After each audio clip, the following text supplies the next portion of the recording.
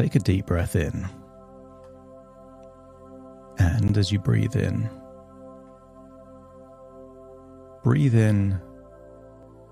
slower than you normally would. And as you exhale, just get a sense that tension is leaving your eyelids and that you could relax those tiny muscles around your eyes. As you breathe in, just imagine breathing a wonderful feeling of resourcefulness. And as you exhale, just allow any feelings of tension, stress, or worry to leave your body in your outward breath. So simply by breathing in and breathing out, you're becoming more resourceful and less tense. That's it. And you already know where tension builds up in your body. Maybe it's the neck and the shoulders, maybe the jaw. Some people tense muscles you wouldn't expect. Legs, arms. But just allow that tension to melt away. And in doing so, give yourself permission to relax. I want you to use the power of your imagination to imagine a marathon. I want you to imagine that if you had never ran a marathon before, it might be daunting to run a marathon. But if you had run many marathons before, it would be less daunting because you know that it's possible for you to do it. But this isn't any marathon. This is an emotional marathon. The challenge here is not distance, speed and time.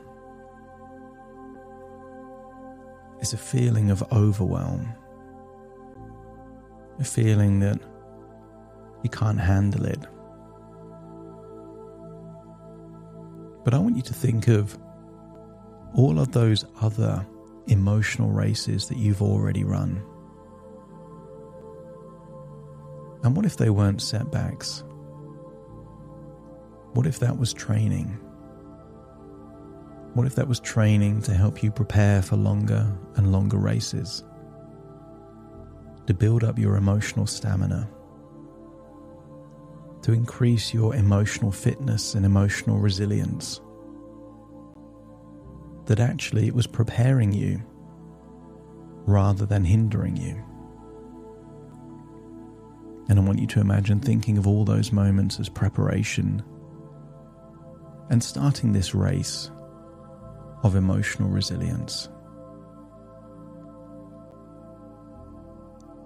I want you to feel that you're wearing the right kind of clothes, trainers for a race. Maybe imagine with trainers, tracksuit.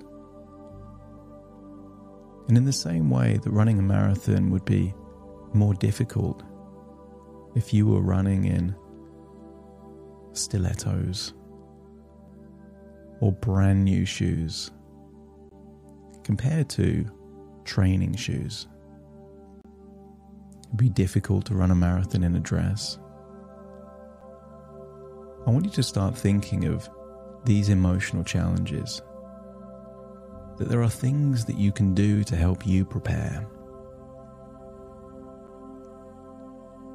that there are variables within your control to mean that you can encounter the same thing in a different way. And sometimes all it is remembering that you've done things like this before. And And as you start this race, I want you to get a sense of building up momentum. And I want you to imagine at some point in the race there's a feeling of tightness in maybe a leg muscle, maybe a calf. To carry on running when there is a physical sensation doesn't make sense. Taking a break, having a stretch, loosening up that cramped muscle, it might slow you down, but it will help you get to the destination, get you to that finishing line. And sometimes these emotionally overwhelming events may just need a moment of taking yourself temporarily out of that situation.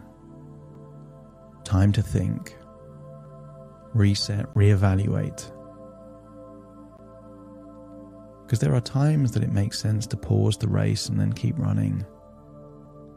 And there are times that it makes sense to just leave the race and come back another day. And I want you to unlock that feeling of being able to trust your intuition as to what's the right thing to do.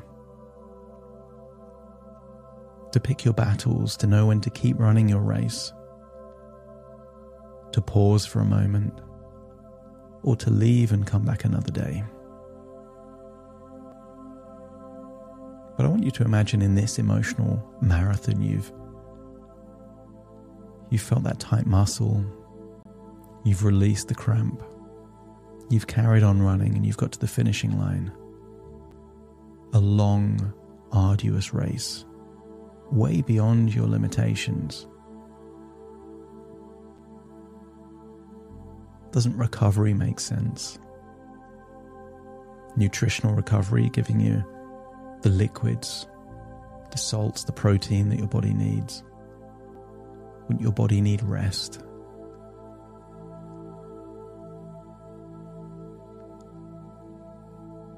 After running a long race, you might be sweaty. I want you to get a sense that self-care is intuitive if you were to run a real marathon. And so it's also intuitive when you're running these emotional marathons. And I want you to imagine you're recovering back home after an emotional marathon. Perhaps you can imagine yourself resting on a bed, sitting on a sofa, a place of recovery and recuperation. And I want you to accept certain ideas that would be useful for this period of recovery. You are worthy of self-care, and you deserve to take care of yourself. You are important and deserve to feel good about yourself.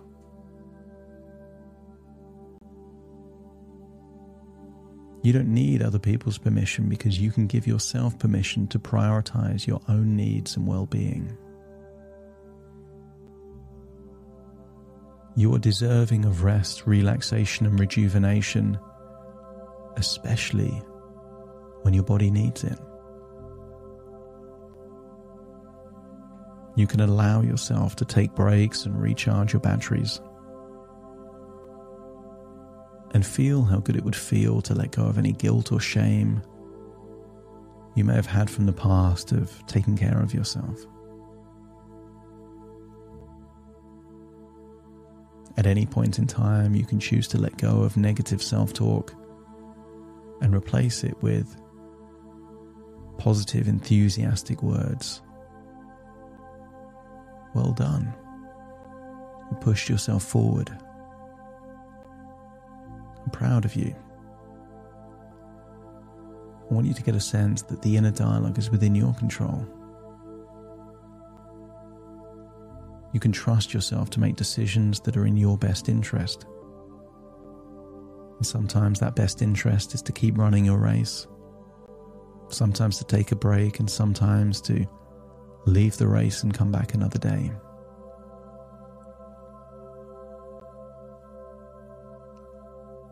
You can create a healthy balance between all different areas of your life. I want you to visualize yourself as a happy, healthy, and well cared for person. And to remind yourself that self-care is not selfish. It's essential.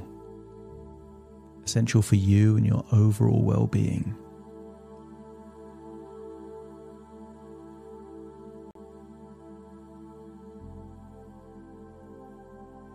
You can let go of comparing yourself to the past. The only person you're comparing yourself to is the person you are now and the person you are yesterday, which enables you to focus on small, manageable self-care actions that feel enjoyable and sustainable. That you focus on progress. And self-care and rejuvenation are essential in progress. When people exercise, they ache. The recovery is just as important as the exercise.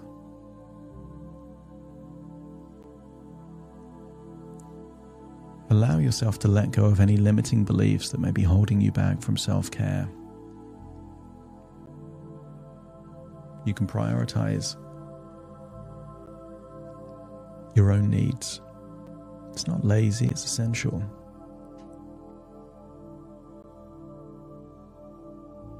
Allow yourself to indulge in activities that bring you joy and happiness. Maybe that's watching TV, reading a book without any guilt or shame. You can do what you choose to do just because you want to do it. Celebrate your progress and your accomplishments, no matter how small they may seem.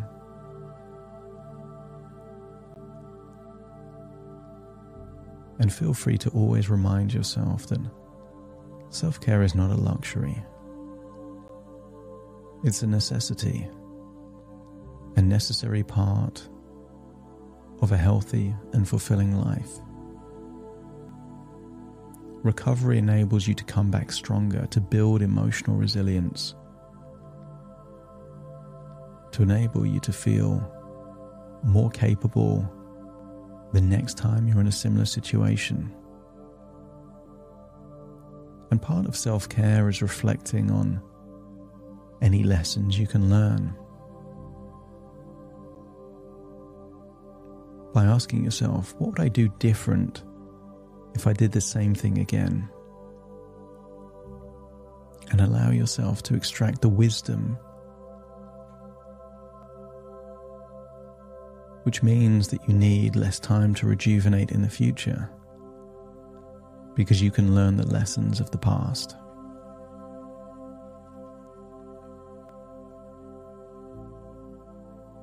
You are worthy of self-care. You deserve self-care. You need self-care. And if all parts of your subconscious mind now agree that this isn't selfish or lazy, but necessary and useful, just let me know by nodding your head. That's it.